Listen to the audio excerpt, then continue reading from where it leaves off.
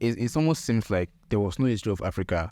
Everything was perfect before the Europeans came here, and that would really be a stupid argument to make, because for one, even if we have to talk about the slave trade, I remember vividly that the longest slave trade Yes. is the sub-Saharan slave trade.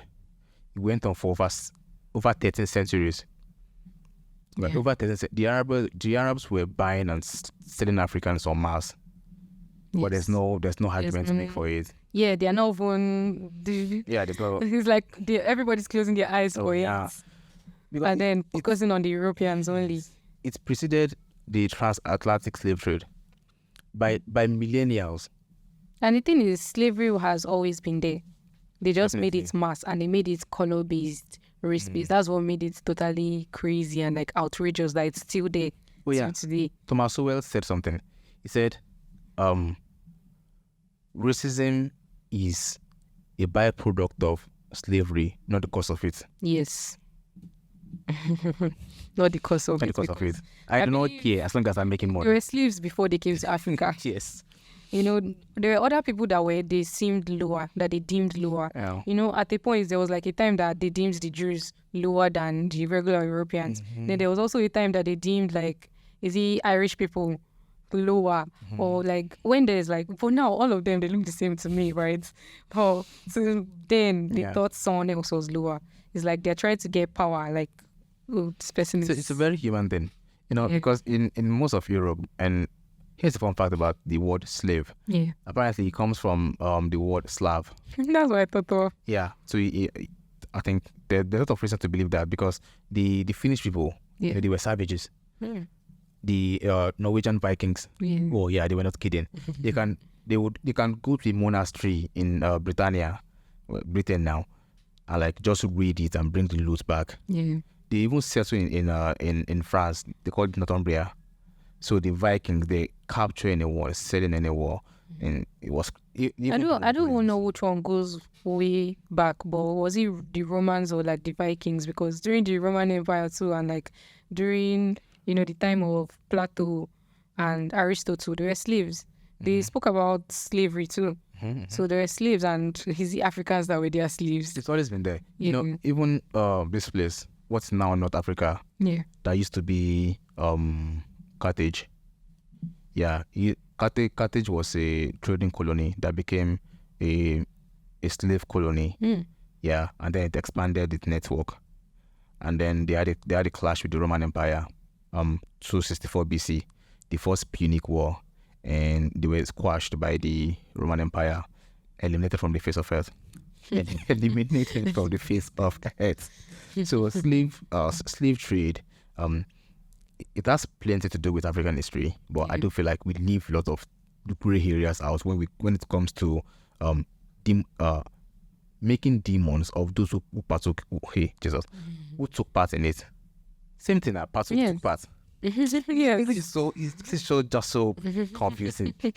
But I also feel like there are a lot of places that were not affected by slave trade. Mm.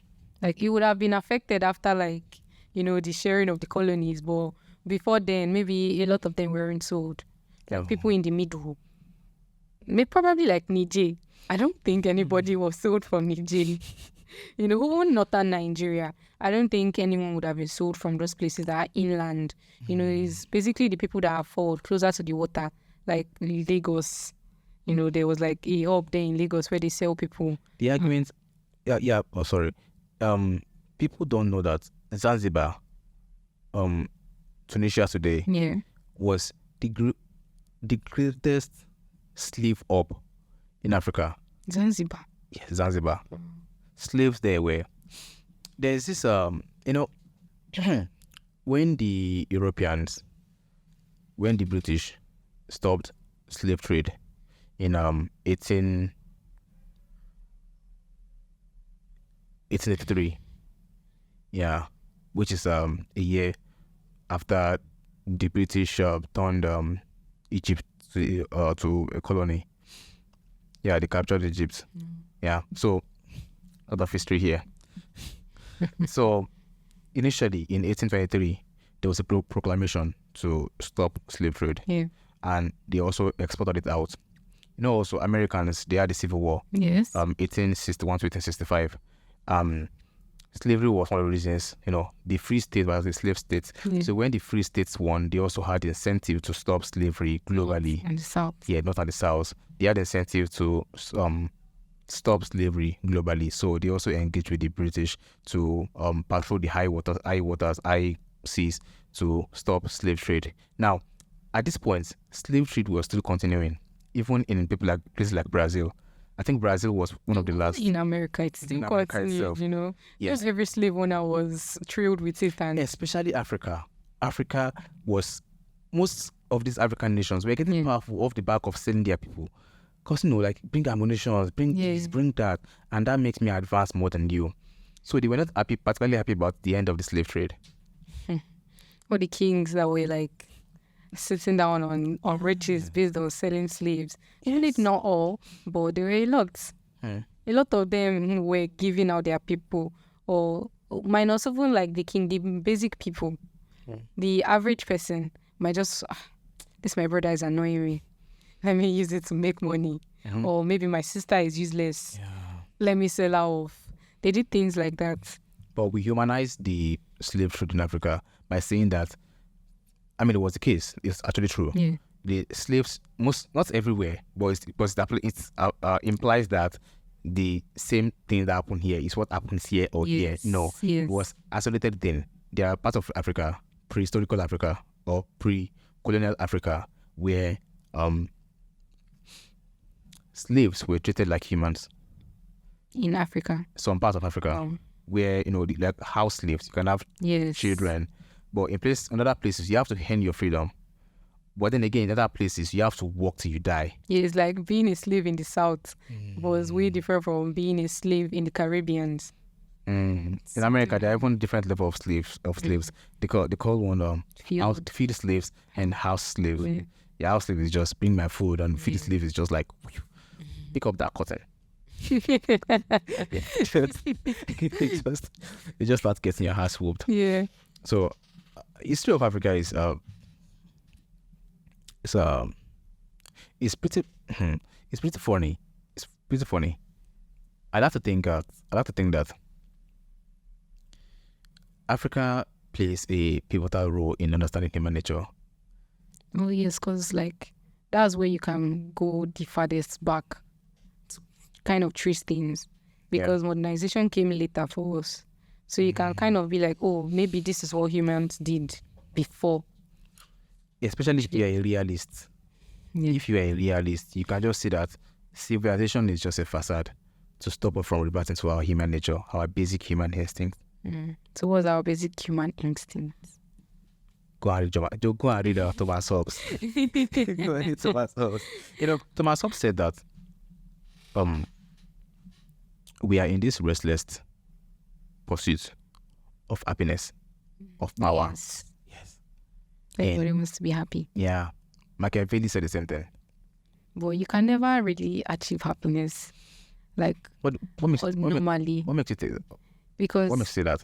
when you achieve what you really want to get, you want more. And you're never satisfied. People are not content. Do you think that's why he said we are in a restless pursuit? Restless, yes. Because it doesn't. It's never you ending. don't rest. Never ending. If you're satiated, it's almost like you eating to your fuel. Yeah. What do? You sleep. You sleep. And that's boring. Mm. Yeah, you can't sleep forever.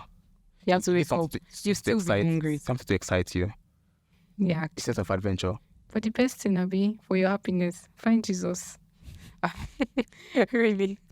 There's no other way. This idea of boredom coming from achieving what you want reminds me of this one guy. I think it's Francis Fukuyama. I can't remember his name.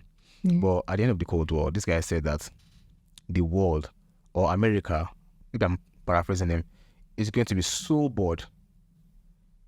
It's going to be very, very bored because there's no war. Yeah. In the First World War, everyone was industrializing new weapons, new cool engines, new cool. Did you see that rat experiment? No, don't think so. Where they kept a bunch of rats in a box and then give them food, give them water. You're free to do anything you want. And then after a point, it led to violence.